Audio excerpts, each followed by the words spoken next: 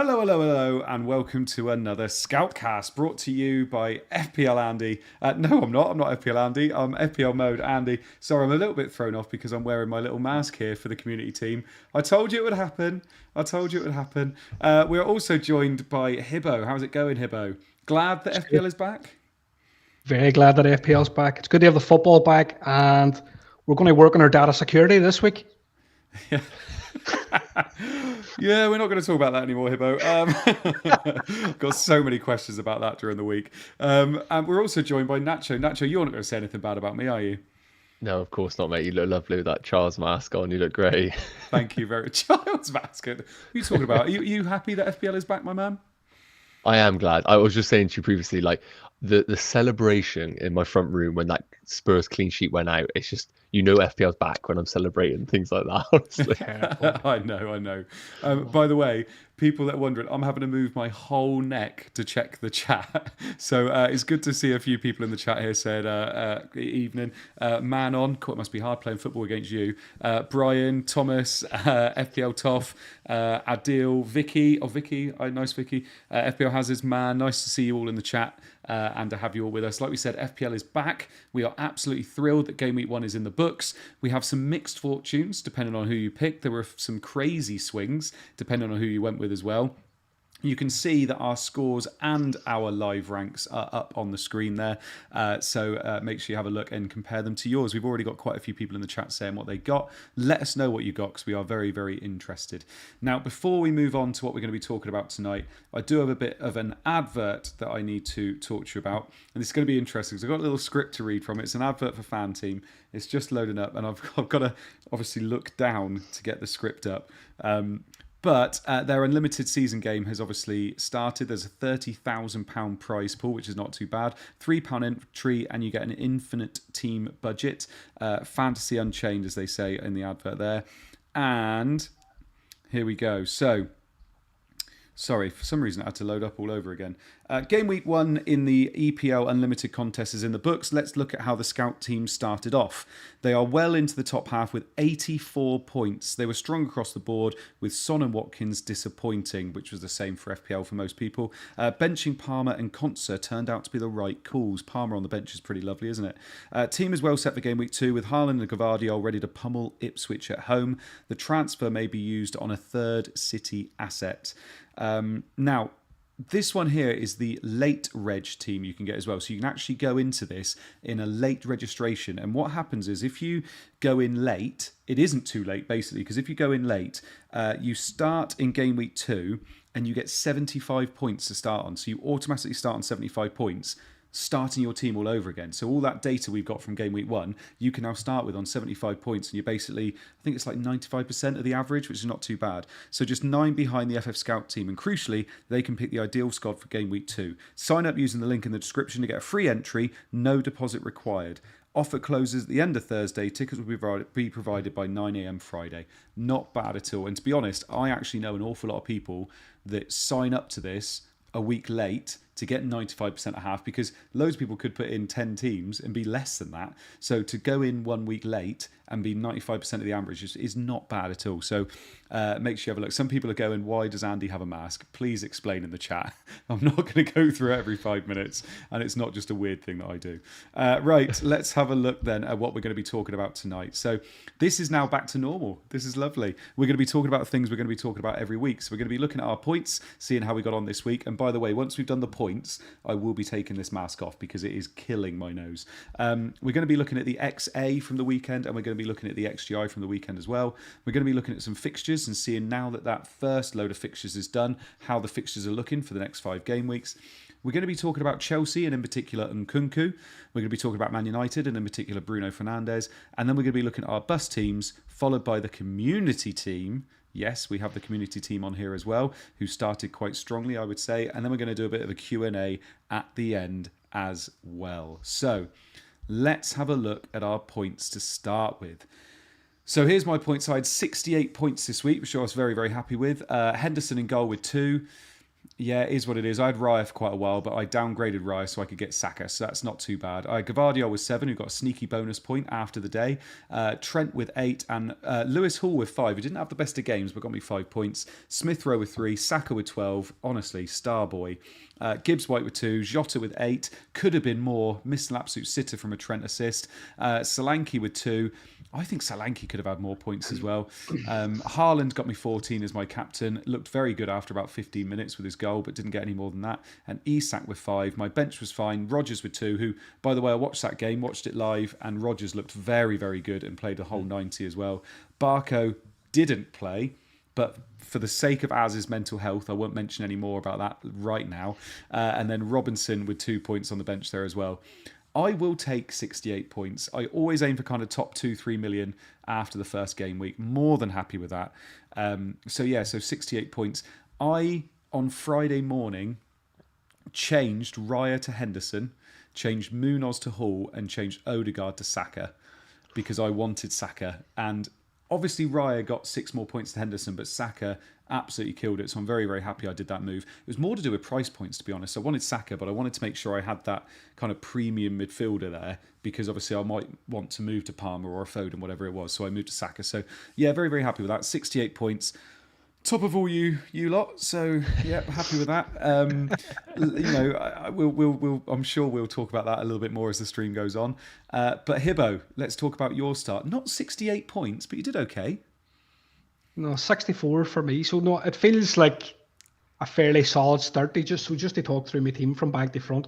So I have Henderson in goal, 2 points. I had Dunk, Trent, and Porro. So like they're like the wall at the back. Like every single one of them's returned. Porro obviously scored last night. Then on midfield, so I basically went for a Haaland and Salah team.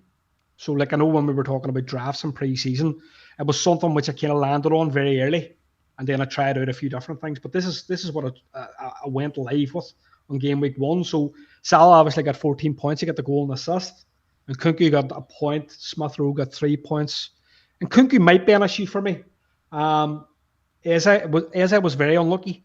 Yeah. He scored the goal that was ruled out by the ref for a kind of foul in the build-up. And I think if the ref hadn't blown his whistle, it would have stood as a goal via VAR. But anyway, João Pedro had the post, but he blinked, and then we had Isaac and Haaland return. So overall, I'm feeling fairly decent shape. I don't have an issue like Quansah. I don't have an issue like Barco on my bench. I don't have a 4 million defender, so I've gone for Quansah and Robinson. So I've got a bit of depth built into my team, despite the fact that I've got the 2 big hitters, if you know what I mean. So I feel like overall decent start, and we'll have a look at the boss team later on. But no, I'm very happy. Yeah, nice. I think, like you said, I think NKUNKU's the only one there that maybe turns into an issue. I mean, Pedro, they just signed Rutter as well. Maybe that could be something that hurts him. And obviously they're looking at a few other players as well. But like you said, we'll talk about that a little bit more when we get to the bus teams because like you alluded to earlier, we're most weeks just going to be thinking about rolling, I think. So it could be interesting with best teams this year. Callum, let's move on to yours. At the lowest scoring person on the stream today. Disgusting. Harsh. Talk us through your team. So harsh. I feel like I've got a lot to do here, honestly. I feel like I need to say like a narrative here that I'm giving you two a chance to, slightly get ahead. That's how I play it. Like Kelly Holmes style a little bit, the late run and all. But yeah, like every other manager in the world, I got Henderson in goal. Not reading too much of that first game. I think it was absolutely fine. Saliba, Hall, Trent. I actually wasn't going to go with Trent for a large part of Friday. I was kind of locked in on Pedro Porro. Had a bit more money tied up, I believe, in the midfield area. So I wasn't actually going to go to Trent, but my final thoughts in my head was if he goes off early doors, it is going to be such a tough player to get to. So really happy that I started with Trent. And after seeing that second half, it does just look like he could be exceptional value again. So really happy to have him in the team. Obviously not happy not to have Mo Salah, but I did come to the conclusion that Jota could possibly match Mo Salah for the first 3 games, and happy with what I saw in that opening game. Saka obviously just doing the business. Similar to you guys, NKUNKU, little bit of a problem. We'll touch on that later on the stream. And I felt like the risk was worth taking with Solanke, and I felt like on another day could have at least had an assist or maybe a goal in that fixture. So not devastated with it. Barco, the obvious problem in the team, but again, that was always going to be my third bench option. So not really any major concerns apart from NKUNKU, of course. And I'm really happy I went for Rodgers. I was going to go, Andy, your Ama Diallo, but that just felt inevitable that it was going to be kind of an early sub and foreseeable future, a bit of a rotation risk. And similar to yourself, watch that first half for Aston Villa, and even though the numbers don't do it justice, Morgan Rogers he looked so powerful in that game. I was really surprised at just how well he was driving through that team. So I'm quite excited to see him in the upcoming fixtures. Yeah, it was really interesting to see him play the 90 as well. I was just waiting for him to be subbed off, and it just didn't happen. I'm going to say now, I'm now going to take the mask off, which feels absolutely amazing. Hang on. There we go. Lovely stuff. I know what people will say. Oh God, put the mask back on, but no, sorry. Yeah, and by the way, the reason why I asked for the points to be up on the screen as well as the overall rank, I asked Tom to do this, who does the screens, is that you can see. So I'm on 68, Nacho's on 63. I'm 1.75 million. He's 2.85 million. So there's over 1 million in rank with 5 points. So I am seeing people everywhere on Twitter, in group chats, whatever it is, saying, I've messed up, like I've ruined my year already, bad week one, I'm 4 million, whatever it is. It honestly, it happens so quickly that you can pick that back up again. And just don't think about rank, just think about points at the moment, to be honest. So that's the main reason we put it up there. And there will be people in the chat saying, I'm 3 million, but 3 million could be 2 points less than Nacho. So I would not worry at all. Like I really, really wouldn't. So that's why we wanted to put those up there. But let's delve into what happened in game week 1. I will say very, very quickly, quick caveat, this is 1 game week's worth of data. So even after 10 game weeks, that still potentially isn't enough data to kind of make informed decisions. So after 1 game week, it's not an awful lot of data to go on, but obviously we're going to have a look at it and see some things that surprised us. And the first thing we're going to look at is the XA from the weekend. Now, I'm going to just quickly go down through the list for the people listening to the pod, and then we're going to talk to Hibbo and Nacho about what they thought. Now, really surprisingly, with only 44 minutes played at the weekend, is Brighton's lad Minter. He got 1 assist. He built up 0.78 XG assisted, so XA, had 3 key passes, but only played 44 minutes. I think he went off with concussion. He wasn't very happy that he had to go off. Then it's Casemiro with 0.73. Then Trent, Tielemans, Rashford, Salah. Salah was up there with his XA. Bernardo Silva, Luis Diaz, Saka, Lavia, Ben Brereton Diaz, who also definitely got an assist for the sending off. Martinelli is up there as well. Kudus, who, by the way, was definitely West Ham's most impressive player when I watched them. Joboslai, and then Tavernier is up there as well. I mean, I'm looking at this, Hibbo, and thinking, I know Brighton don't have the best of fixtures, but for Minter to rack up 0.78 XG in 44 minutes, imagine what he can do with good fixtures in a full game. Minta was actually the standout whenever I looked at this data. And just first of all, shout out to obviously Fantasy Football Scout, because they have a tie-up this season with Statsbomb. So this is basically Statsbomb data, and it's very highly regarded in the sporting world, and analytically. Now, he played 3 key passes. He set up Matoma's opener. But as you rightly said, he was withdrawn at the 45-minute mark because he took a clash to his head and he had concussion. Now, the managers come out and basically said that the 6-day protocol will be done and he'll be able to feature, he'll be available for selection in game week 2. But I think for managers in a position like me, so if you have, say, Haaland and Salah and you do need a 5.5 million midfielder, he's definitely looking potentially the pick of the bunch at the minute. And I was very impressed with Brighton. I was very impressed with looking at their formation. It's not easy to go to Everton and win 3-0. And they looked as if they almost played like a 4-2-4. They had Matoma and Manta as the 2 wingers, with Pedro and Welbeck playing centrally. So I think on a football level, I thought their pressing was good. I thought the intensity that they played with was good. So I think Brighton are definitely one to watch. And the fixtures do pick up from, I think it's maybe game week 4. I think they've got 2 lovely home fixtures against Ipswich and Nottingham Forest. And I think for managers that are considering possibly a game week 6 wildcard, you could maybe dead end Smith Rowe and the Manta. You could get the 2 good fixtures out of Smith Rowe and then move on the Manta then, for his 2 good and then wildcard, which is kind of a rough plan I have at the minute, but early days, I think.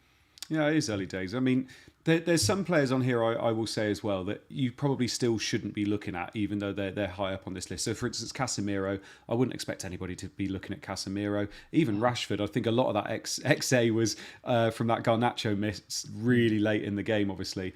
But one person here, which I think a lot of people are going to start maybe looking at, because they don't have the funds to move to anybody else, Nacho, is Bernardo Silva.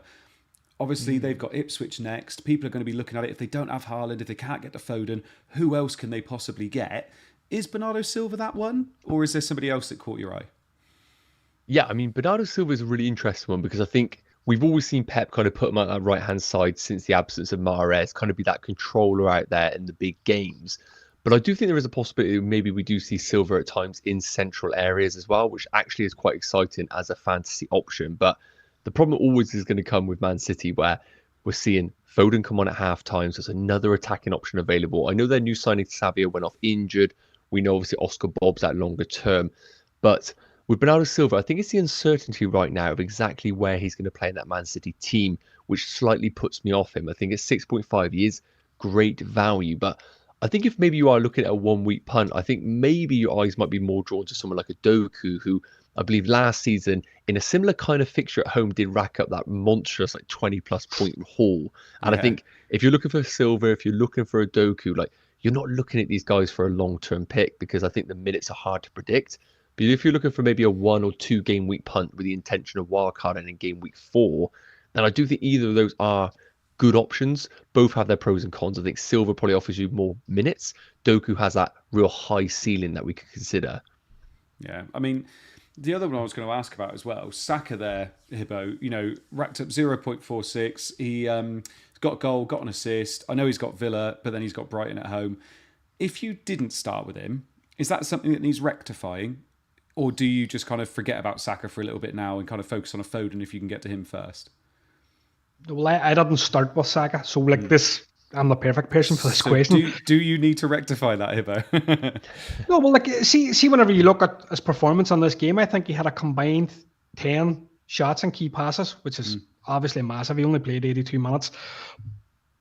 Look, we all know what Saka can do, and for me, the risk of going without Saka, it had to be over a period of time. So I knew that the fixture in game week 1 was good. I knew that the fixture in game week 3 was good. So those were the two standouts. He's probably fixture proof, but I think they've got away matches against Aston Villa, Spurs, and Man City in that opening 5. So for me, it's a bet over 5 game weeks. And I was expecting Saka to do something in this game, but can I outrun Saka over 5 weeks and maybe look to bring him back in game week 6? So I think anybody that's in my position, if you've started with Salah, I probably wouldn't panic, because you've maybe made a strategy for the more mid-term. Just very quickly as well, somebody, the Double Pivot podcast in the chat just said, is this missing the Spurs players? Is this got the Spurs players in it, Hibbo? Do you know? Spurs players? Yeah. I'm just trying to think, because Maddison obviously created a bit and got an assist for the Porro goal, didn't he?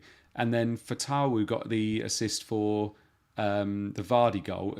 I wouldn't have said any of them racked up an awful lot of XA, so I don't know whether this actually has got them in, but it's worth just having a quick look at. If you got it there, I can check it. We can come back. I'll just check it here while we're on here. I'll go to Nacho quickly. The other two I was going to ask you about, Nacho, that are on this list. Ben Brereton Diaz had a few kind of truth sayers in the in the community before it all started. He didn't look too bad, but obviously they were playing against 10 men most of the game, and they still didn't really rack up that much that you thought was of note. 0.39, 2 key passes, played 75 minutes. Obviously went down for the sending off, didn't he? But out of all those Southampton players, if they do get a run of fixtures, he's probably the one you'd look at, isn't he?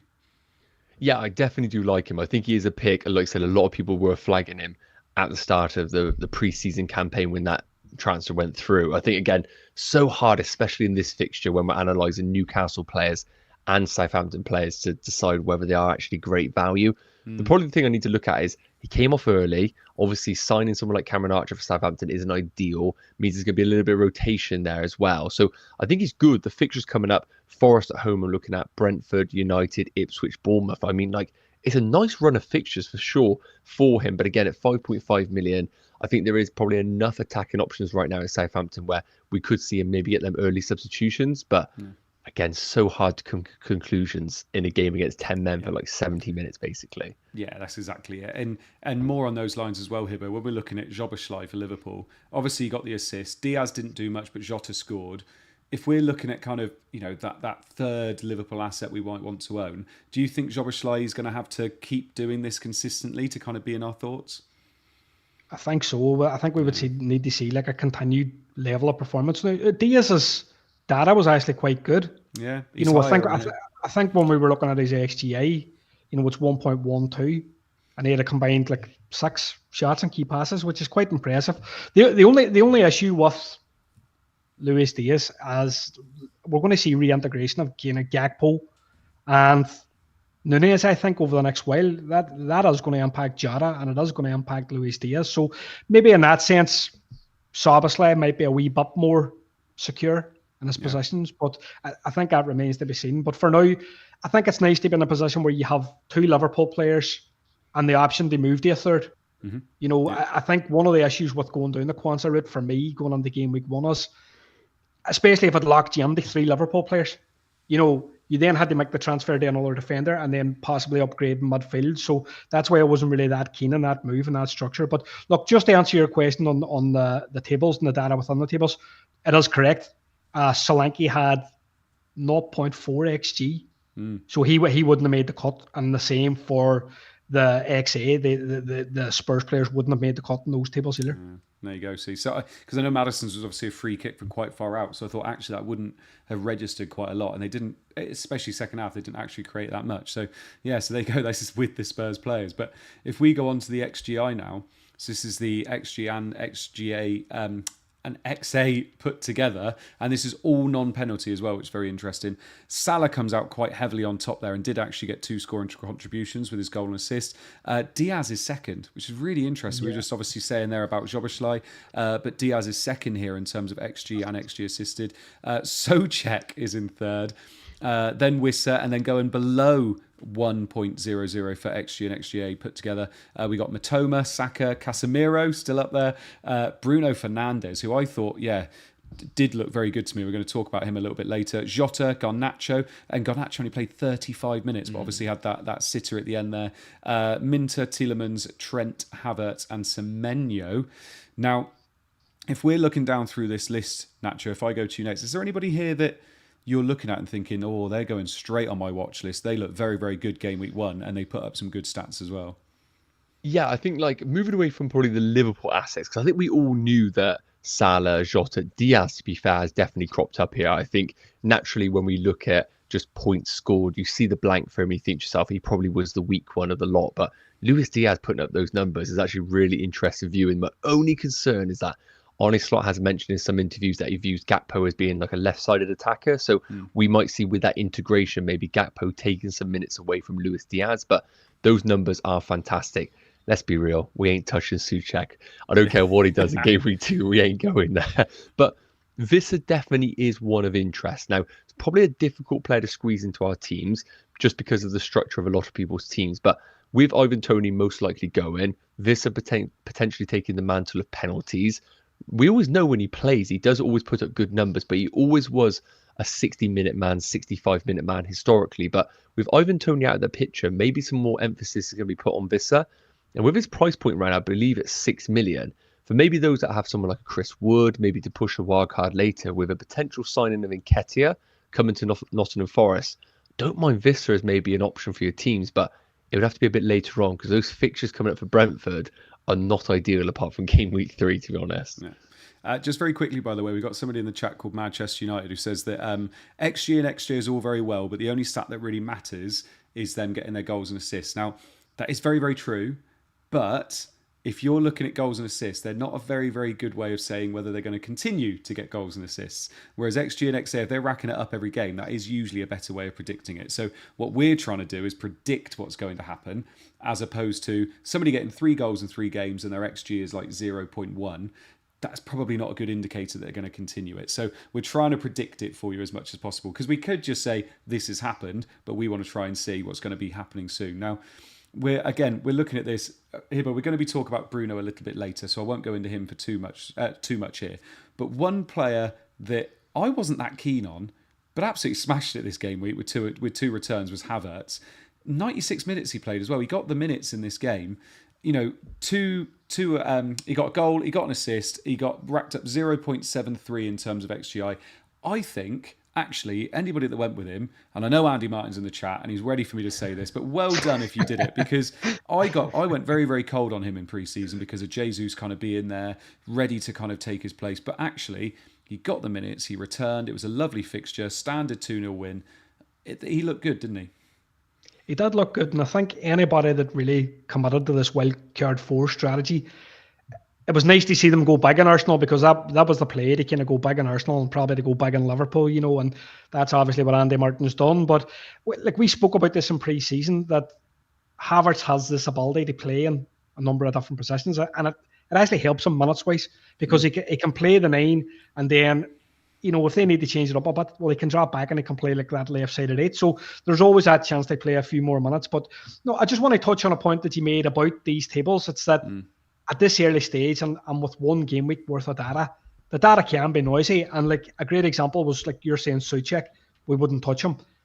Souček had a chance which was like 0.5 xg, which was like a blocked header or something like that. So that's obviously skewing his data. And because we're only looking at one game week of data, he's obviously propelled up the table. But I think if we're looking at these, like the like of this table, it's nice to see the number of shots and key passes. So like we can see that Saka's obviously a monster, but we knew that. And like whenever I look at this XGA table, I kind of see good players doing good things. We're seeing Salah, we're seeing Luis Diaz, we're seeing Saka, and Matoma's caught the eye as well, and Bruno Fernandes. But we'll touch on him a bit more later. Yeah, and once we've been doing this, so this is going to be a regular feature. So this is Hibbo's little thing that he does for us, which is amazing, by the way. And Statsbomb is such a good little partner now for Scout. Is that you will see those players that are regularly on here, and you'll see those players. And I know Jonty does what's it called? Goals imminent table, where it's the ones that are racking up the XG that aren't getting the returns, and it's like these are the ones that are going to be doing it soon. And when you mix this with good fixtures, that's when you get your good assets to invest in. So we're going to be looking at this, every week, and we're going to be seeing who's kind of regularly on this table, and also those players that are scoring but aren't regularly on this table. And then we're going to be saying maybe this isn't going to continue. But you always get those outliers, like players like Vardy, players like Lingard, not that long ago, wasn't it, who didn't rack it up but actually were returning every week. So you always get outliers. But yeah, we're going to be looking at this every week, and I do find it very interesting. But the other thing, like I just said there, that you have to mix it with is fixtures. Now, with game week 1 now in the books, off the table, we don't need to worry about those fixtures anymore. We're looking at game weeks 2 to 6 here. So this is a 5 game week kind of stretch. Don't want to go too far beyond there, because obviously we're all going to have 5 free transfers to use for game week 6. So if we're looking here, this is now ordered in terms of difficulty. And there has been a little bit of a change. Now, Fulham is still top. So all those people out there that are thinking about moving from QUANSAH to Robinson, this is why, because their fixtures are beautiful for the next 5 game weeks. They've got Leicester at home, Ipswich away, West Ham at home, Newcastle at home, Forest away. It doesn't get much better than that. You've actually got Southampton next, which is quite interesting. Then Chelsea. Now, we're going to talk, I will ask Nacho about Chelsea in a second, because obviously they played Man City, but I saw a lot of promising signs from Chelsea in that game. Then Liverpool, Crystal Palace, Villa, Forest, Man United. Right at the bottom, we got Brentford, Spurs, Arsenal, which is quite interesting. Spurs and Arsenal being there, especially after Spurs maybe having a disappointing draw away at Leicester. Arsenal, Brighton, Man City are near the bottom as well. But if you just did the next 3 game weeks, Man City will probably be near the top. Now, Nacho, I'm going to come to you first, because Chelsea, I wanted to talk to you about Chelsea, and I don't mind bringing up the NKUNKU heat map in a minute as well. I didn't think they looked that bad. They lost 2-0 against City. I didn't think they looked that bad. They've got Wolves, Crystal Palace, Bournemouth, West Ham, Brighton up next. Give us something to kind of be, stick with NKUNKU, get some Chelsea players in, because it just sounds all a bit doom and gloom when we talk about Chelsea assets. Yeah, I mean, there definitely has been just a jump to conclusions right now that everyone's saying Maresca out and just Chelsea are terrible. I think, like you said, when you look at the scoreline 2-0, you probably think to yourself, typical Chelsea, didn't really put up a fight. But I think we saw a lot of good things with Chelsea. We saw a pattern of play and a way that they want to actually operate. I think Maresca, whether it was from the board or whether it is him just being a little bit hesitant, didn't really go for the team that I think he truly wanted to do that he's done in pre-season. He's been a lot more aggressive in pre-season with one of Lavia and Caicedo, Enzo and NKUNKU, for example. I think he went 1-2 defensive in that team, and I don't think we're going to see that week in, week out. So I think we might see, by the way, so you can see the graphic on the screen. Oh, brilliant. Yeah, I think that's going to be helpful, actually, to be fair. I think that defensive mid isn't going to be a week in, week out thing. The big thing about Chelsea right now, and let's be real, we might sign another 10 players between now and next week. Let's be real. Like, honestly, Osama and everybody we're related to. So Chelsea as a whole right now is just such an unpredictable place to go. So I can't really sit here right now and say you need to invest in certain players. But I do think there are going to be options available to us. In terms of NKUNKU, just a quick overarching thing. As you can see with the touch sheet map here, that is not where you want to see him at all. Anybody that's watched NKUNKU will know this is a pocket player linking up with a forward. If he's going to play off the left, needs to come in field with an overlapping left back. Doesn't have that right now at Chelsea, which is a little bit of a concern. I think the assumption is that he might come into an 8 role with Pedro Neto playing off the left. We might even see João Felix as the forward with them two interchanging. That's exciting. And I think that's enough of a reason for us to hold on to NKUNKU right now. The other thing that everybody needs to note, if you didn't know already, is Chelsea have got themselves in the Conference League playoffs, which is just the most frustrating thing ever. But good for us ahead of Wolves. Thursday at home against Servette. No idea who that is, but they've got them on Thursday night. If we see NKUNKU bench, limited minutes, happy days. Keep NKUNKU for the weekend. I think that is always a good sign. If we see considerable minutes from NKUNKU, then there's a few red flags. Yeah, I did watch that game and thought, well, there's not going to be many games where you play Fernandes, Caicedo and Lavia all in the same game. So obviously there was a lot of kind of mixing things around because of that. And like you said, looking at NKUNKU on that left just that's not where you want to see him. Cole Palmer didn't do too bad in terms of XG and kind of how he contributed to the game. But one player I did want to ask about, Hibbo, because people are obviously moving some of their defenders now. Gusto looked very, very advanced. And with those fixtures coming up, I mean, people might think, oh, he played against City, didn't do very well. But you can't look at that City game. You've got to look at those next 5 fixtures. Someone like him isn't a bad shout, is he? No, but I think he largely depends on the fitness of Reece James. But we know that's not exactly the most dependable thing in the world. James tends to break down. So as long as James is out for a while, I do think that Gusto was a bit of an option. But I would like to see a wee bit more now. Looking at this game, I thought they set up in such a way that they played Enzo, as you said, they played Lavia, and they played Caicedo. So I think they set up to try to tactically match Man City in a way. Now, when we look at the kind of game stats, Statsbomb had it as like 0.97 XG to Man City. So they limit them to that is impressive. And Chelsea had 0.92 themselves. So it was very even in terms of the XG. I think Rico Lewis cleared an effort off the line. Jackson had a goal that was shocked offside. So, Chelsea were fairly in the game, and in terms of NKUNKU looking at this, he looked a wee bit isolated at times on the left. He didn't see an awful lot of the ball. He didn't have an awful lot of XG. I think in terms of his XG, we were looking at 0.14. But the main red flag for NKUNKU was the fact that he came off just before the 60-minute mark. So X-mans are key in this game. And we're looking at Chelsea and we're thinking the chances are, like, going forward, Enzo's not going to play number 10 every week. So, like, maybe there's a chance for NKUNKU to come in and play centrally. We would prefer him to be playing centrally. But looking at the sheer number of players that Chelsea are trying to sign, Felix could maybe potentially come in there. Osman from Napoli could potentially come in there as a striker. So that's kind of limited in the positions where we thought in pre-season that NKUNKU could play. We thought that he would play either the central attacking midfielder, so Cam, or potentially even number 9. So there's some red flags here. The fixtures are good. The fixtures are good enough that I think we don't panic. Yeah. Roll NKUNKU out for the next week, see how it goes. And look, if he has another early substitution, then I think we start looking to move him on. Yeah, I mean, Nacho, we're almost at the point at the moment now, and this is only one game week in, where you're saying, if you've got your Chelsea asset, don't get rid of him because of the fixtures, but God, I wouldn't be investing in him, because I'm looking, like Hibbo just said there, and NKUNKU went off around 60. That's not really what you want from your player. And even Cole Palmer, I'm even getting worried about Cole Palmer now. There's so many players that Chelsea are going to be having to accommodate. I can't see any of these players getting enough X minutes to kind of justify. I mean, Cole Palmer's really expensive now. Like, you look at how much he was last year, obviously it was justified. But I'm just thinking, if you don't have him already, I don't think I would be investing. Yeah, 100% that. I think that is 100%. If you have it, I think you keep. but you're definitely not in a buyer's market right now, especially with the fixtures coming up for Chelsea. I'm looking at them right now. I mean, Wolves away isn't incredible. Palace at home, we all have Henderson, so that'll be a guaranteed clean sheet in game week 3, no doubt. Then Bournemouth away, West Ham away in the following game weeks.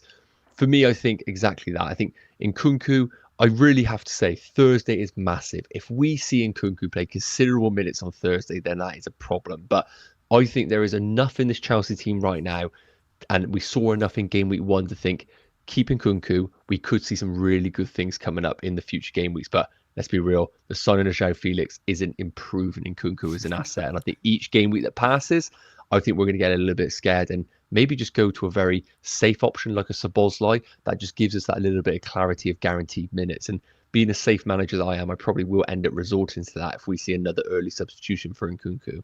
Yeah.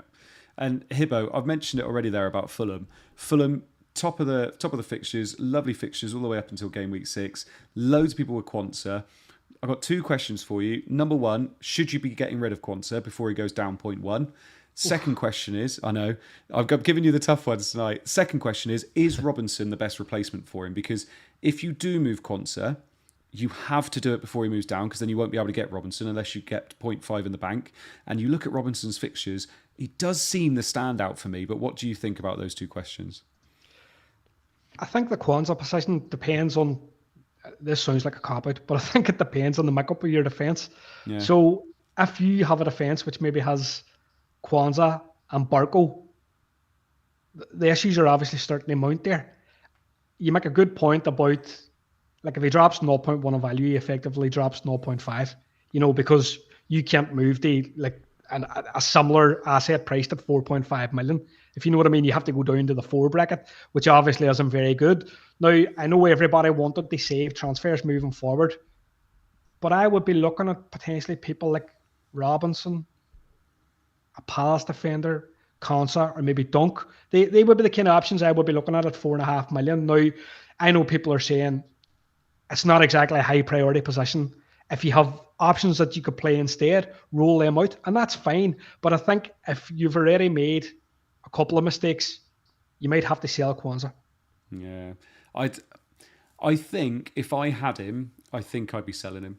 Personally, I think I know I get both arguments basically. I get the idea of if he loses 0.1, you then can't get somebody else in, and actually that 0.1 feels like 0.5 this early on in the season. But I also get the idea of if you can play somebody else, just play them, because using that 1 free transfer, you only get 38 free transfers. If you, and obviously we really do now with obviously the fact they roll over wildcards and free hits as well, then that's more valuable. I mean, where do you sit, Nacho? Because there are going to be people out there, like Hibbo said, with Quansah, with who was the other one that went off? Barco as well. Well, Barco never played, and maybe with an Aina as well. They might have started with him, who obviously went off as well. So if you're looking at it, obviously it's team dependent, but would you be moving off him? Yeah, I think that's it. Like, I've been absolutely adamant that if you have Quansah, you keep him, because I think transfers are important at this stage of the season. And if you're in a position right now where you didn't go for a 4 million defender, you've got yourselves maybe a 6 million, a 5.5, and multiple 4.5s, then I think you can roll with it and then hope that he does get himself back in the Liverpool team. But I think there are a lot of managers out there right now that went down the Barco route, maybe look at their team, as you said, with a couple of injuries, and transfers are so important. But if you are intending on maybe doing a wild card in game week 4 to 6, I know we can roll transfers up to 5 times, but sometimes just guaranteeing yourself those 11 players on the day is more important than rolling the transfer. And I do think maybe a Quansah to a Robinson to attack those fixtures is a viable move for your teams, and that's probably the route I would go for, unless you are really set with your team where you have viable defenders to cover. Yeah. So, but just to touch on a point here, I had a conversation on Twitter with a user called Frookie, and he made a great point about Quansah for the Brentford game. Yeah. And the reason that Quansah was withdrawn at halftime was that Slot wasn't happy that he was winning these duels. He wasn't winning these duels, so like aerial duels and stuff like that. Now, Brentford are a big physical side. Yeah. You're looking at Ben Mee, Panic, Nathan Collins, Ayer, Norgard. Ivan Toney probably won't play because he's been linked away, but they're a team that won a lot of duels. So on the basis of what he said after match, I don't think there's any chance that Quansah starts game week 2. I get the impression it's like a scapegoat. It's like this is me making my mark kind of thing, and kind of saying we need to get someone in potentially, or whatever it is. But I feel sorry for him under the Quansah. bus. Yeah, He's big kind time. of, you know, And I don't think he'll move off of that, because if he does, it's going to seem like, you know, he's weak. You know, I think if it was me and Quansah, I think I'd move off. And I like the fact you obviously mentioned a few other options there, Hibbo. But before we move off of this bit and start looking at United as well, I just wanted to ask you if you had Barco. Now, if Barco was the only issue in your team, and it looks like he's going to move down to 3.9, is that a priority transfer, or do you just keep him on your bench? You don't worry about it, Hibbo. You keep him on your bench and you don't worry. Like if he's your only issue. So like as Callum said there, like if you have a structure as such where you maybe have like Trent, maybe a 6, a 5.5, a 4.5, he's effectively 15th man. So he can kind of die as like your third sub. There's no priority. Now the only issue, he's potentially going to drop a bit of value. So he's potentially going to go 3.9, maybe even 3.8. But if he's your only issue, I don't think there's any issue with parking him last sub. And I will say as well, it does sound like he had a little bit of an injury. It doesn't sound like he was just completely dropped. It sounds like he might have had an injury. So you never know. He might even play next week. So, yeah, I don't think he is as much of a priority sell as maybe Quansah is. But speaking of sells, and no, I'm not talking about the Forest keeper. Speaking of sells, I just wanted to talk about Bruno, Callum, because Bruno, obviously, United, they won 1-0, got their 3 points. Bruno kind of did very, very well in terms of having the chances. He looked good. He looked like United's best player, obviously. They've got okay fixtures coming up. Brighton away could be quite tough. They obviously had a very good opening day. Then Liverpool, Southampton, Crystal Palace, Spurs. Kind of a bit of a mixed bag there. Bruno owners, though, probably came out of that game. If they didn't watch the game, they'd be frustrated. If they did watch the game, they'd be frustrated. We're looking at his map here from Statsbomb. So ridiculously heavily involved in this United team for XA, for XG, for passes, for touches. Any kind of metric, he's obviously doing very, very well here. But you're looking at him and thinking, there will be some people out there that think, I need him gone and I need to get a City player in, I need to get Saka in, whatever it is. Would you just be sticking with Bruno? Let people know, you know, what they should be doing if they own him. Yeah, I mean, first and foremost, if you have Bruno Fernandes similar to Eze, then you have had such a terribly unlucky game week. Let's be real. And those that didn't own Bruno Fernandes are sat there thinking, how have we dodged a bullet here? Because like you said, the numbers were unbelievable in that first game week. And he's one of those players, obviously, that when he features, he sometimes is great for the team. He's also a hindrance to the team, because when he's playing as a number 9, dropping deep, picking up the ball, you think to yourself, well, have you actually got the outlets to hit? But thankfully, with the Man United options he has available to him, he has those wingers that he's able to hit from deep line positions if he does drop into the false 9. Now, the only thing I will say is, are we going to continue to see Bruno Fernandes as a false 9? I'm not too sure. Obviously, Kirksey come on, look good. We might see him play as a number 9 in foreseeable game weeks. But the beauty of Bruno Fernandes is he's just coming into his natural position as a number 10. That doesn't actually dampen him as an FPL option. So for me right now, as a sideways transfer, I'm not going Bruno to Odegaard. You've absolutely had an unlucky game week 1. I think you stick with him. I know the fixtures are difficult, but if Man United are going to get anything over this period, we know Bruno's going to be the absolute heart of it. And if he keeps putting up these underlying numbers, again, it's only one game week, can't read too much into it. Like, eventually he is going to tick over with those returns. So for me, if you have Bruno, you keep, but I wouldn't be buying him either right now. Still on pens as well. And yes, Hibbo, the one thing that I have seen, it's always the same with United. It's always very reactionary in the community. Their defence, Mazwari obviously played, got bonus points as well, looked good. I did think he looked good. Martinez got bonus points as well. You know, their defence, I think I saw somebody saying, why, you know, how many clean sheets are you expecting from their next 5? Me personally, I'm not expecting many. But would you be thinking, you know, we mentioned there 4.5 million if you're moving off Quansah.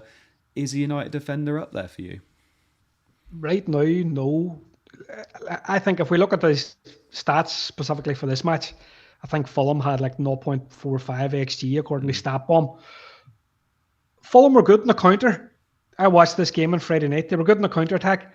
Their final ball was terrible. There was a couple of instances where they had like technical man advantage, but they couldn't play the final pass. So I think against a better team, I think United will come unstuck a wee bit. But no, I thought this was interesting. I thought in attack, United played okay. Like 2.18 XG is pretty good. But like I think if we're looking specifically at Bruno, and this is really the point of this segment, I thought he was very impressive. You know, he had 6 shots. He missed the 2 big chances, and I think his individual XG was 0.88. So this is really, and the position that he took up in this game is almost a definition of fantasy gold for me. So non-owners should basically count themselves very lucky. But to a certain extent, this felt like the whole game. This felt like at home to Fulham felt like the game where he had to put up the big score. And I think Callum makes a very good point. You know, we've seen Xerxes came off the bench. He took his goal very well. He could come on and play up front. Højlund's going to come back at some point. But if we look in this graphic, we can see Mount was playing kind of as a hybrid kind of 8/10. You know, so if it's a case that Højlund or Xerxes is going to come on, Bruno's still going to be advanced. Yeah. So I think when we're looking at game week 1 and the issues that people have in their teams, say like NKUNKU, a minutes risk, Smith Rowe that went off a minutes risk, for somebody like me that has like 2 big hitters, moving to somebody like Bruno gives you that security of minutes, gives you that pens. Yeah. He's very involved, as we can see there. So, no, I think there's a lot of appeal, and I don't think the fixtures are that bad. You know, you have Southampton coming up very soon, and I think that's potentially a big haul game for Bruno. Yeah, it's always interesting with Bruno, I think. And I think people expect what we had that 4 years ago, whatever it was, from Bruno, where he hit, I don't know how many goals and assists it was, but now he's an 8.5 asset. I think that's about right for him. And I think if you've got him in, you know, he's not your premium midfielder anymore, but if you get a nice run of fixtures, he could get you, you know, a few hauls in a row. So he is quite nice. But defensively wise, like I said, I don't think I'd be moving on to our defenders for this run, personally. Right, let's have a look at our bus teams then and talk about what we're going to do. So my bus team at the moment is Henderson in goal. I've got Gvardiol, Trent and Robinson. Then I've got Smith Rowe, Saka, Gibbs White and Jota with Solanke, Haaland captain, shock horror, with Isak as well. I've got Hall, Rodgers and Barco on the bench. I'm really happy with it. I'm genuinely really happy with it. Robinson and Smith Rowe, this is why I wanted both of them, because I wanted to unleash them this week against Leicester at home. It sounds like Anderson could be moving to Fulham now, which would only boost Fulham's defensive capabilities, you would have thought. Most of these are at home. I'm just quite happy with this, to be honest. I mean, both of you can obviously chime in what you think about the team. I'm pretty set on rolling. I don't see any move there that I'm like, I've got to make this move. The only thing you could potentially do is get another City asset in, but I think I've got the 2 I want. The only thing I was going to ask, and I'm going to ask both of you this as well, is Haaland triple captain. Nacho, is that something that I'm seeing it a lot? Is that something that people should be doing? You know, less double game weeks later on? Yeah, I think that's it really, isn't it? I think like the rule in FPL for a lot of engaged managers was do not use your triple captain early on in a single game week, because historically, pretty much since COVID, we have had so many double game weeks to select from that we almost guaranteed ourselves we were going to have a top team, and obviously them top teams have a premium player that we could put a triple captain on. And a lot of the time there were some favourable fixtures. But as you mentioned, this season, we are going to have some double game weeks, but they are not going to be at the extent of what we saw last season. We have no guarantees that we are going to get a dream double like we've had before. So when I think about fixtures available to Man City, obviously home game tick. Realistically, the ones that I want at home is going to be someone like an Ipswich, Southampton, Leicester, and probably someone like an Everton, for example. And with this one right now, players coming back into this Man City team, Haaland fully fit. Remember, we have to play with what we know right now. Kevin De Bruyne available, Foden being integrated into the team. I don't mind it at all going for a triple captain. I think sometimes triple captain is a little bit overhyped as well. I don't think you should be panicking too much about it if you get it terribly wrong. But if you are going to go for a single game week triple captain, I mean, I don't think they're much better than this game week. I don't know about you guys, but I am actually probably about 40% right now tempted to do it. Ooh, Hibbo, what do you think? I won't do it, but I've had a wee bit of a look into this now data-wise. So I know like we have the player projections. I'm rating my team in Scout. So the best single game week fixture at the minute, and this is Sertop. You know Sertop from Twitter? Yeah. He had a wee dig into this. Ipswich is obviously the best single game week fixture of the season for any player in terms of expected points. Now the second best is Southampton in game week 9 for Haaland. So it's funny that kind of Callum touches on that. Now, what we're expecting this season is we're expecting at a base case 2 double game weeks because the quarterfinals of the FA Cup now have a dedicated weekend, so they don't cause a huge blank. So we're going to see blanks from the EFL Cup final and from the FA Cup semi-finals. So what I would say is, further on down the line, Man City play Leicester in game week 30. So you do have an option of, I think, of kind of deferring your decision here and thinking to yourself, well, why don't we just play on for now? And if a good double game week comes up, fine, we'll play it. But if it doesn't come up, we've got Leicester at home in game week 30. Now, I do take Callum's point that like a bird in the hand's worth two in the bush. We know Haaland's fit now.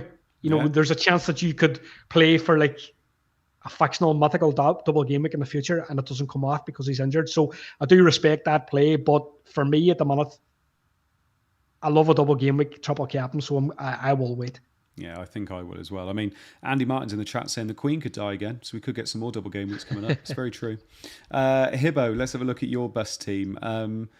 It's not looking too bad. Yeah, pretty solid. So I've got Henderson and Nets, Robinson, Trent Alexander-Arnold, Pedro at the back, and then in midfield I've got Salah and NKUNKU, Smith Rowe, Eze, João Pedro, Isaac, and Haaland. I'm definitely going to captain Haaland. But as you touched on, I really like the fixture for the Fulham guys. I thought Leicester looked particularly weak after watching the game last night. Although when Vardy scored, I thought Spurs kind of capitulated a wee bit. But I like having these guys in place. I'm hoping Porro's fit. And the plan for me is basically to roll a transfer. And as I touched on when we were talking about points, I didn't go for, say, Quansah. I didn't go for Barco. So I feel like I'm in a good position to try and save transfers, but I'm also considering moves from game week 3. Do I move off Smith Rowe then? Yeah. Do I potentially bring Haaland down in game week 3? There's a couple of different ideas that I'm entertaining at the minute. And look, it's really all about rolling a transfer for me and then defer that decision to a future week. Yeah, I think that makes an awful lot of sense. And I think, like I said at the beginning, we're going to see a lot of weeks now where we're thinking about rolling, but with the amount we can roll now, I think that's going to be up there as you've got to think about it every week. Like, can you roll this week? And I think if this is only the second week, hopefully most people didn't just set up their teams for the first week, and they might have problems that have arisen, obviously. But speaking of problems arisen, Nacho, here's your team. Talk us through it. Right. It caught me so off guard. Okay, so how are we looking? Henderson and goal, obviously at home against West Ham. I'm a little bit envious of your defences right now. I can't lie, Andy. I'm seeing Vardy out at home against Ipswich. I'm seeing Porro at home against Everton. Saliba at home against Aston Villa. So I'm trying to convince myself right now that Arsenal are the best defence in the league. Watkins did not look himself. No. I don't think he'll be fully match fit going into that game. So we'll probably get an Arsenal clean sheet, fingers crossed. Robinson and Trent, obviously great for this game week. Midfield picks itself. Obviously, like I said, I'll reassess after the Thursday game whether there is a desperate transfer needed for NKUNKU. My assumption right now is I would have to see something terrible on Thursday night in their Conference League game to even consider selling NKUNKU. I just think he's going to be playing at least... he's going to start at least one of the next two, which is absolutely fine. Smith Rowe's great. And the front three, Solanke. I need something from Solanke because it could be his leaving gift to me if I do look to postpone the wild card later on. Maybe a move to Watkins might be on the cards later down the line. But to me, team picks itself. The only real deliberation I have this game week is, do I triple captain Erling Haaland? I know there are going to be double game weeks later on, but I do think that it is a great fixture to go for Haaland this week. But I think I probably will inevitably play safe and wait for the double later on in the season. Do it. Do it. Do you think I should? Do you think I should? Good. Be so good for the stream. I don't care. It would be good tonight. Just be so good for the stream. It would be a magical moment. It would. The only thing I will say is for you guys, Hall or Saliba would you start? Yeah, I play Saliba. I think you would play Saliba. Yeah. Yeah, I think I would. Yeah. Yeah. I think I put 1-1 in the Newcastle Bournemouth game, whereas it could very easily be 0-0, 1-0 Arsenal, whatever it is. Like you said, I would just trust Hall didn't look great either, so I think I just trust the better defence personally. Yeah, I fancy both those teams to score. I fancy Villa to score, and I fancy Bournemouth to score. Yeah. How dare you? So, yeah, whichever one you get out of that, man. I personally, I think I'd just go Saliba. would be my I think I would too. Yeah. Now, the reason why I had to wear a mask at the beginning of the stream was because the com team beat us last year. Every single one. I was the only one that stayed on the Scoutcast and wore my mask. We actually had to find replacements because the two people did not want to wear masks so much that they left. So now the com team are carrying on. It's being steered along by Matt, FPL Rank Chaser. Hello if you're watching. And their team looks quite good. I'm not going to lie. Does look like they've copied me quite a bit, but we won't read into that too much. But they've got Henderson in goal, Gvardiol, Hall and Trent. Then they had Gordon, Saka, Jota, NKUNKU, Pedro, Haaland and Isak with pretty much my exact bench. And they had 65 points. So they would be comfortably second on this stream. I'm the only one capable of beating them at the moment by the looks of things. But I did give them loads of stick last year and then they beat me in the last 3 weeks. So I might calm it down a little bit with the stick. But they look like they're kind of a tight-knit group at the moment and they're doing very well to start with. So 65 points. They're around 2 mil overall rank. So I think they'd be very, very happy with that overall, personally. So yeah, looks like we got a bit of a job on our hands this year, lads. And it's you two, remember, that are coming up with the... or should we make you two do it? Or should we make the community team do it? Come up with the consequence if we don't beat them this year. Probably make them do it again, shall we? Yeah, let's let them do it. I think, yeah, because I think we'll be very kind to ourselves if we choose it. Yeah, can't wait for you two to lose and never come back. Right, let's go. Applications below. Yeah, exactly. Yeah, we'll send the applications out now to save time. Right, Q&A. So chuck us your questions. We're doing well with time this week. We've got just over 5 minutes to get some questions in. So chuck them in, and I will send them to the lads as quickly as possible. Let's have a look. Tesos. Oh, I just joined. Thanks, Mike. Oh, no worries. Lewis Bonilla says, question, who's the best pick? I can't see it. Hang on. Who's the best pick at 6.5? Is it Paqueta or do I move down to 5.5 Smith Rowe or Minter? What do you think, Callum? I'll start with you. Yeah, I think Paqueta, just avenue to points probably is penalties, and I just don't really love the pick. I would much rather just go 5.5. If it was a decision between Smith Rowe and Minter, I tell you what, fixtures is Smith Rowe, but Minter from an actual eye test perspective looked fantastic. If he is cleared fit to play this weekend, we know we're all going to be piling into him and come game week 4. I don't mind you going there for Minter, but fixtures wise, it probably is Smith Rowe. Yeah, Hibbo. I think an interesting option. I know we said 6.5, but I think potentially an interesting option is Brian Buemo of Brentford. I know he's 0.5 million more. Ivan Toney's been linked kind of heavily with a move to Saudi, and if he goes, Buemo's going to get the penalties. He effectively played with the penalties on Sunday against Crystal Palace, and he looked very bright with Wissa. So I think he's somebody to keep in mind. It's somebody who I'm thinking about for if I have to come off from NKUNKU, because I've got 0.5 million in the bank. I would potentially move to him. Yeah, I like it. Somebody earlier asked, and I'm really, really sorry because I couldn't keep hold of where it was, said, what do you do with Son? So, Hibbo, what would you be doing with Son? Because, I'm not going to lie, he did not look great last night. He looked very wide. That touch he had when Solanke passed it to him, that touch he had right at the end was awful. What would you be doing with him, Hibbo, if you had him? I think you keep very much for Everton at home. Like I don't think you can sell Son before Everton at home. But I think from watching that game, and we talked about this in pre-season, that we felt that there was a chance that Son was going to feature more on the left-hand side. Solanke had a host of chances. And if you're looking at the value of him at 7.5 compared to the value of Son at maybe, 10 million, I think it's a no-brainer who you would pick out of the two. But Everton at home, I would definitely stay on Son. But then you're looking at maybe, I think they've got Newcastle away at Arsenal at home then.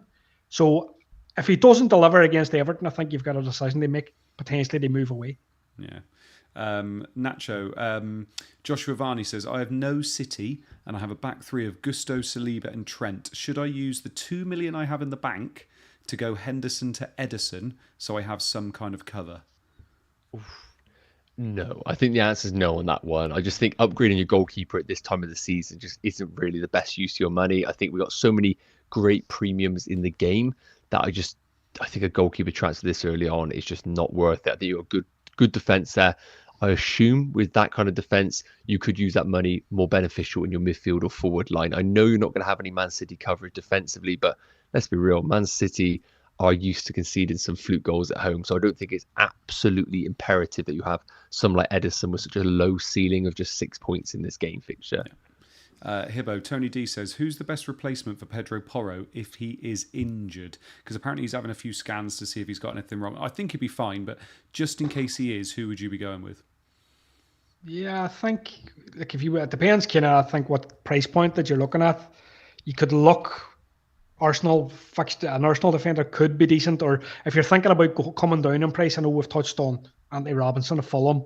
If you're prepared to come down on that money, maybe somebody like Quansah, maybe somebody like Dunk, and save yourself $1 million. But look, let's be serious. I think what I would do in Pedro Porro is I would just wait for information. He played on for a long time, which made me think that it looked like an impact injury, but it also looked as if he potentially did it to himself. Maybe he twisted his ankle a bit, but he looked as if he asked to come off, but Postecoglou told him to play on. So if he was really that badly injured, I think he would have sat down on the pitch and said, make the substitution, or I have to come off. So I think we'll wait and see in that. Hopefully he doesn't have to make the change. Yeah. And last one, this one's for you, Nacho. And I'm pretty sure Flapjack was in the chat earlier asking this, but Toby Nicholson is too, saying, is Rico Lewis worth the gamble as a transfer for Quansah? He looked good. And obviously he could carry on playing because Walker, there's a lot of chat about him leaving. So what do you think? Yeah, like I don't actually know I'm not up to date with the Walker situation, but I'm guessing a similar situation to the likes of Watkins, Foden, where he's played nothing in pre-season. Now, one narrative would be if he stays at Man City, Ipswich is a good game maybe to give some minutes to Walker. But end of the day, we know Pep is all about rhythm with his team. And Rico Lewis has been knocking on the door for probably the last 12 months now on that right-back position. Does such a better job at actually keeping the ball ticking over in that Man City team. So I think if you're looking for a short-term punt, especially if you're looking to wildcard 4 to 6, and you're happy to take that risk with Rico Lewis, then I think you could have an absolute gem against Ipswich at home, but you know what you're getting yourself into. All it takes is Walker to come in, take the vice captaincy, and he starts at right back once again. But I love it. For a 2-game week punt, I think he's a great option at 4.5 million. Is he going to get tons of attacking returns? No, but I think he probably does start this weekend if you had to push me for an answer there. Yeah. No, I like it. I don't hate it. I don't hate it at all. The only reason I don't like it is because Flapjack loves it so much. That's the only reason. Thank you very much for the people in the chat for your questions tonight. I hope we did try and get as many as possible in there. And also, GWiz, thank you very much. You're doing a fantastic job of moderating in the chat. So thank you very much for being there. Hibbo, thank you so much for joining us tonight. Game week 1's in the books. How are you feeling? This has been your first official kind of points Scoutcast that you've now done. I hope you enjoyed it. I've had a ball, Andy. It was lovely to see you wearing that mask. Oh my God. You wait till the after stream one, mate. Oh yes, the after hours one. Yeah, people have to pay extra money for that. It'd be me and just the mask. Anyway, Nacho, hope you enjoyed yourself as well, mate. Yeah, pleasure as always, mate. Pleasure as always. And I've enjoyed being, kind of like creeping up 63 points. I just want to sit here for a couple more weeks and then we'll come through later on. Kelly Holmes-esque. Yeah, you can come through in game week 39. That'll be absolutely fine, mate. That's usually when you come through, to be fair. Actually. It's true. Wake up, man. Exactly. But no, thank you very much for people that have been watching tonight. Thank you very much that have been people that have watched it after or people that are listening to the pod. Let us know if you've enjoyed it, especially some of the new bits as well from Statsbomb. So let us know what you think. Thank you so much. And we wish your arrows will be green going into next game week. Thank you very much. Bye-bye.